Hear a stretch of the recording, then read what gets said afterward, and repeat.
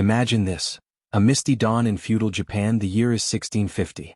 A young boy, no more than 10, huddles in the corner of a rickety cart, his small hands bound with rough hemp rope.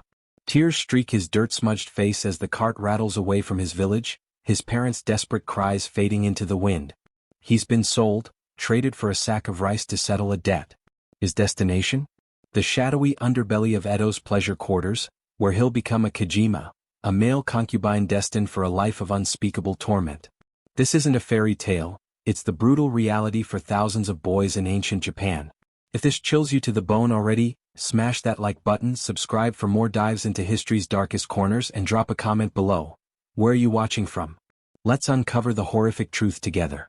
As the cart jolts over uneven paths, the boy, let's call him Hiroshi, clutches a tattered cloth doll, his only remnant of home. He doesn't know it yet, but he's entering a world where beauty is a curse, youth a commodity, and innocence a fleeting illusion. In the Edo period, under the Tokugawa shogunate, society was rigidly stratified. Samurai at the top, peasants at the bottom, and in between a thriving market for human flesh. Male concubinage, rooted in the ancient practice of nanshoku, male-male love, evolved into something far more sinister. It wasn't just about desire, it was about power, control, and exploitation. Hiroshi's journey begins in the tea houses of Yoshiwara, Edo's infamous red light district. Sold to a Kajimajaya, a tea house specializing in male companions, he's stripped of his name, his clothes, his dignity. The proprietor, a grizzled man with a scar across his cheek, inspects him like livestock. "This one's pretty," he mutters. "He'll fetch a good price." Boys like Hiroshi were often wakashu, adolescents groomed to embody a third gender, their forelocks shaved in a distinctive style, dressed in vibrant kimonos that blurred the lines between male and female allure. They were trained to seduce, to perform, to submit. But training was no gentle education. Whips cracked for the slightest mistake in dance or poetry recitation. Starvation was a tool to keep their bodies lithe and desirable.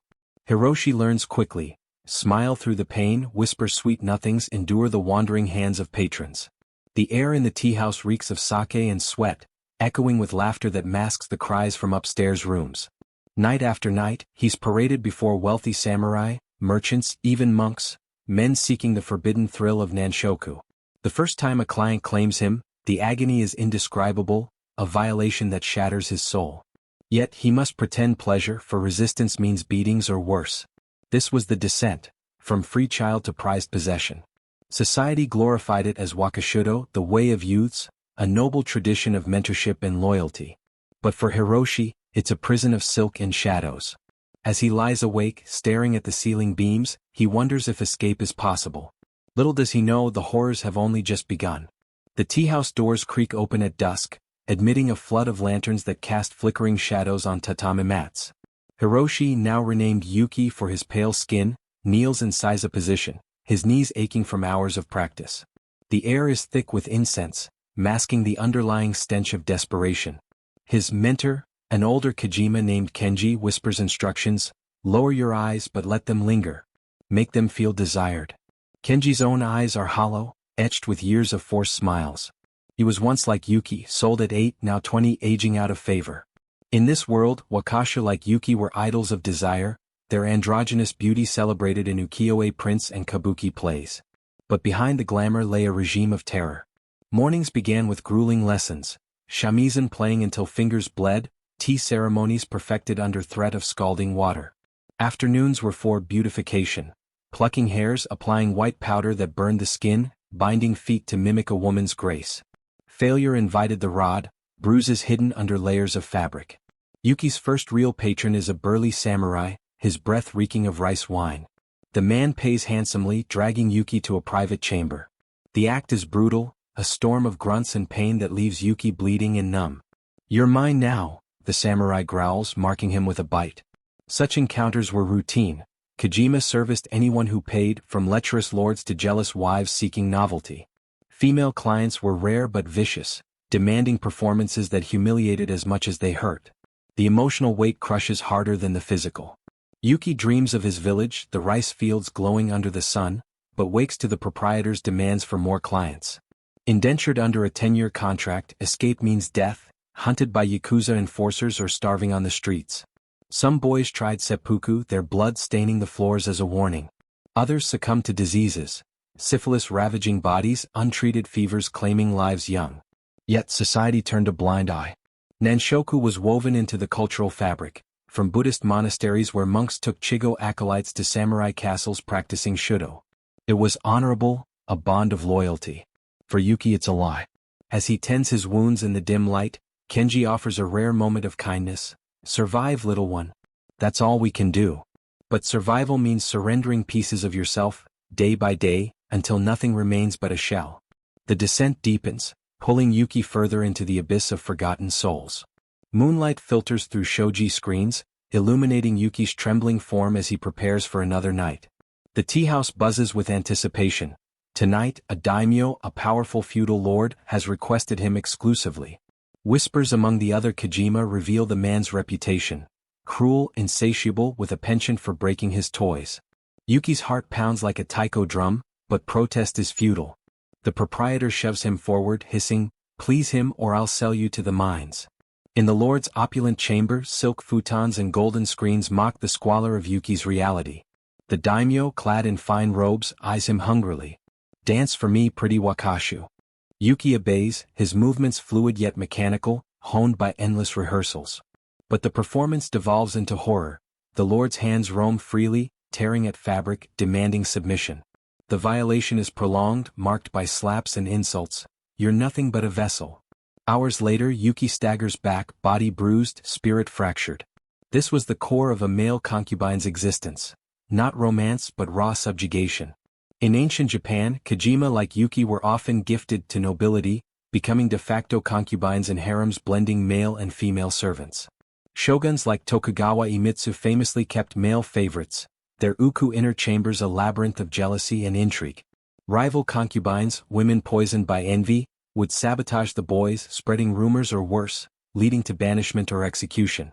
Daily life was a gauntlet of perils. Mornings brought inspections. Any sign of aging like stubble or weight gain meant demotion. Afternoons involved entertaining groups, where drunken patrons competed in depravity. Evenings were for the elite, where refusal invited torture, hot irons, waterboarding disguised as games. Diseases spread unchecked. Mercury treatments for syphilis caused madness, teeth falling out like autumn leaves. Emotionally, the isolation devoured them. Forbidden from forming bonds, Kojima watched friends age out, forced into beggary or suicide. Yuki finds solace in stolen moments with Kenji, sharing whispers of rebellion. One day we'll flee to the mountains, Kenji dreams. But reality crashes in. A client overhears and Kenji vanishes, rumored flogged to death. Yuki's tears mix with face powder, a mask cracking under the weight. The narrative of honor in Nanshoku crumbles here. What was peddled as mentorship was pedophilia institutionalized, boys commodified for elite pleasure.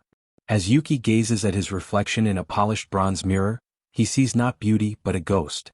The plunge continues, each day eroding his humanity further. Dawn breaks over Edo's crowded streets, but for Yuki light brings no relief. Huddled in the tea house's back room, he nurses fresh welts from the daimyo's whip. The proprietor's wife, a shrewd woman with a tongue like a katana, applies salves roughly. "You're lucky he wants you again. Many don't survive the first night." Her words are a grim reminder. Survival hinges on endurance, on becoming numb to the nightmare. As a wakashu concubine, Yuki's value peaks in adolescence, his androgynous charm a magnet for the powerful. But the system was rigged against him.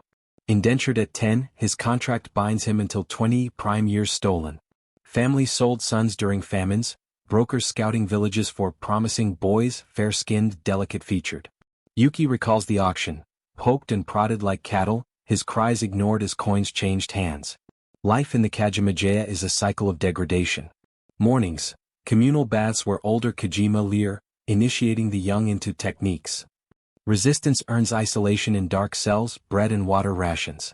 Afternoons, parades through the district, kimonos hiked to entice passers-by.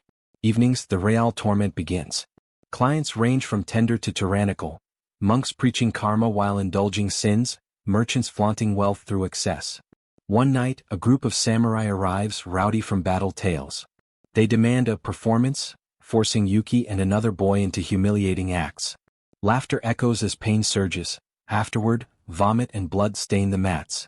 Such scenes were common, fueled by sake and societal impunity. Nanshoku's dark underbelly thrived in these quarters, where Shudo's ideals twisted into abuse. The psychological scars run deepest. Yuki suffers nightmares of his village, waking to the reality of chains, literal for runaways, metaphorical for all. Friendships are fragile. Jealousy breeds betrayal, like when a rival accuses another of theft, leading to public shaming. Health deteriorates. Untreated infections fester. Opium dulls the agony but addicts the soul. Yet, glimmers of humanity persist. In quiet hours, Kojima shares stories, folktales twisted into escapes. Yuki clings to a hidden talisman from home, a beacon in the void. But as the daimyo summons arrives again, fear grips him. Each encounter chips away at his resolve, pushing him toward the edge. The descent accelerates, the abyss yawning wider with every forced embrace. The cherry blossoms fall like silent accusations outside the tea-house window, their petals mirroring the fleeting youth of its inhabitants. Yuki, now 13, stares at them blankly, his body a map of scars hidden under powder. Last night's client, a jealous concubine from a lord's harem, clawed his face in rage, screaming about stolen affections. "You're just a boy toy," she spat, her nails drawing blood. In the uku where shoguns house their women and male favorites, such rivalries turn deadly. Yuki's role as a male concubine extends beyond the tea-house. He's loaned to palaces, a living gift. Transported in palanquins, he enters worlds of opulence that belie the horror. In one lord's domain he's chained to a bedpost, available at whim. The lord's wife watches, her eyes cold, ensuring no emotional bonds form. Violations blend with interrogations. "Do you enjoy this?" Lies become his armor. The exploitative core of this life stems from childhood betrayal. Sold boys like Yuki faced breaking in, initial assaults to acclimate them. Proprietors justified it as necessary, but it was rape, pure and simple. Daily routines enforce submission. Forced smiles during inspections where patrons bid like at auctions. Refusal? Starvation or worse, branded as ungrateful, sold to lower brothels teeming with disease. Nanshoku's romantic veneer crumbles under scrutiny.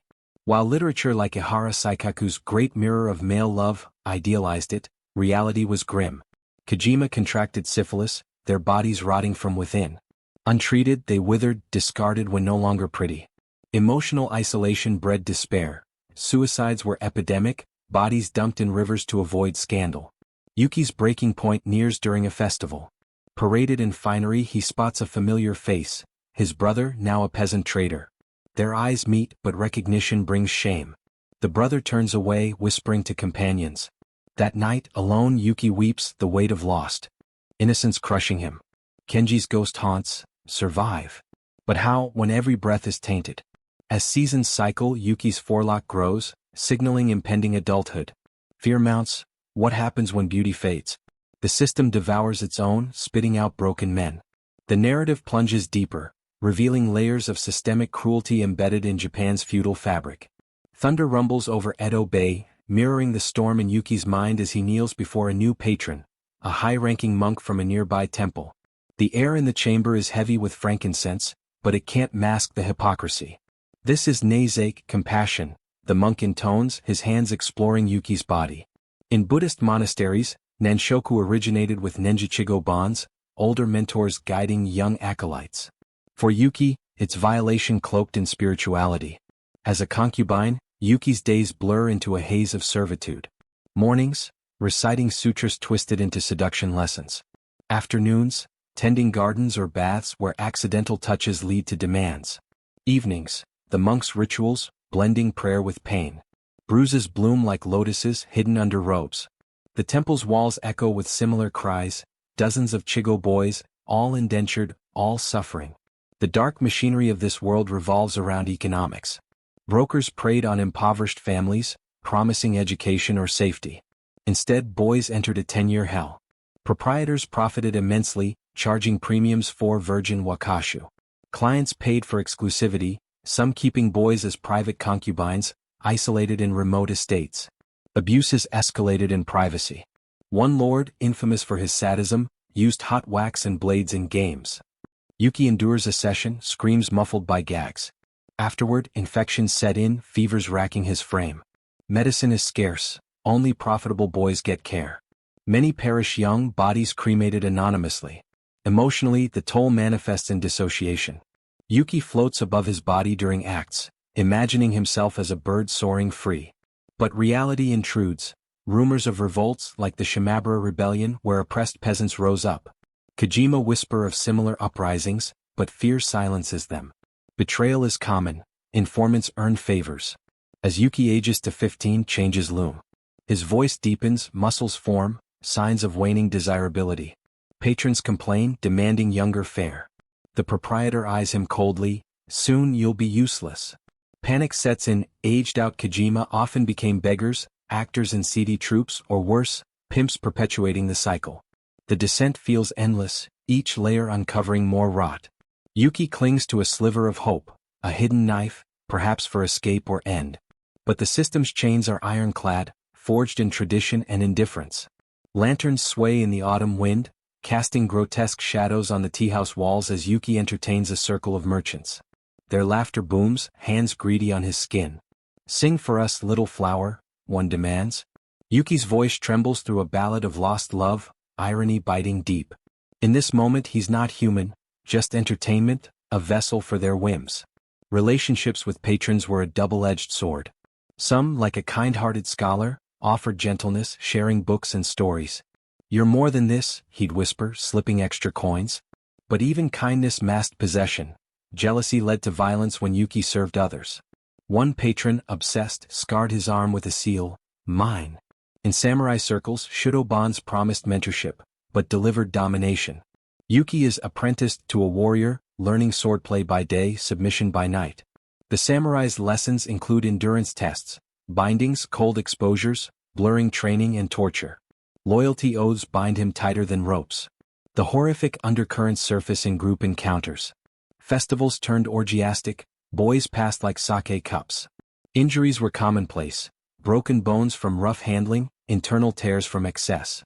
Healers, if called, demanded silence, complicit in the system. Psychologically, Stockholm-like attachments form. Yuki craves approval from abusers, a survival mechanism. Nights alone, he questions his worth. Am I cursed? Opium dens offer escape, but addiction accelerates decline. Hallucinations of demons mirroring inner torment. Societal complicity deepens the horror. Laws restricted prostitution to quarters like Yoshiwara, but enforcement was lax for elites. Emperors and shoguns indulged openly, their male concubine status symbols. Literature romanticized it, but diaries, hidden scrolls, reveal truths, boys' pleas for mercy ignored. As winter approaches, Yuki's health falters. Coughs rack his chest, blood-specked. The proprietor dismisses it, work through it. Friends dwindle. One Kojima hangs himself, body displayed as deterrent. Yuki's resolve hardens. He plots with a sympathetic maid, dreaming of flight. The narrative spirals, exposing the human cost of glorified traditions. Each patron's touch erodes Yuki's soul, pushing him toward irrevocable choices. Snow blankets Edo, muffling the city's clamor, but not the screams in Yuki's memories.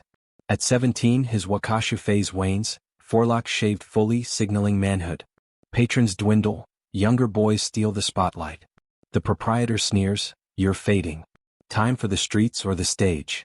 Aging out was a death sentence, beauty's curse turning to beggary.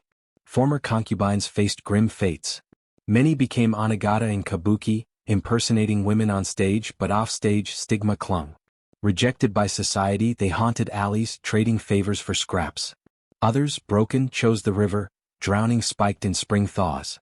Yuki's body bears the toll. Scars from whippings, joints aching from overuse, vision blurred by infections. Syphilis gnaws inwardly, promising madness.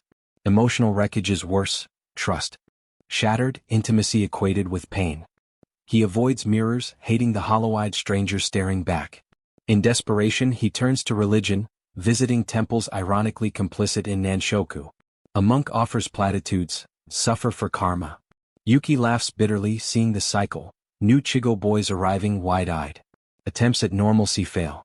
A brief affair with a female servant ends in betrayal. She's whipped for distracting him. Isolation breeds paranoia.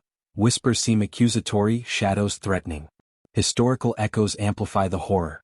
Figures like Tokugawa Iemitsu with his male harem set precedents. Court records, buried deep, note executions for disloyal concubines, beheadings for refusing advances. Yuki contemplates rebellion. Stealing coins, he plans escape to Kyoto, disguised as a pilgrim. But spies lurk. A fellow Kojima snitches for favor. Punished with isolation, Yuki starves in a cell, hallucinations tormenting him, visions of his family decayed. The plunge reaches nadir, identity erased, future barren. Yet, a spark remains, defiance in his eyes as he's released, weaker but unbroken. The system's cruelty forges resilience, but at what cost? Spring rains wash Edo's streets, but not the blood from Yuki's hands, metaphorical stains from years of survival. At 18, demoted to Yarrow, a young man role, he serves rougher clients, sailors, laborers. Encounters are brutal, payment scant. One night, a thug beats him senseless for insolence, leaving him in an alley, ribs cracked. Escape attempts were rare, successes rarer. Runaways faced bounty hunters, Yakuza enforcers dragging them back for public floggings. Yuki tries once, slipping out at midnight, he flees to the countryside. Captured days later, starved and feverish, he's branded on the cheek, a mark of shame.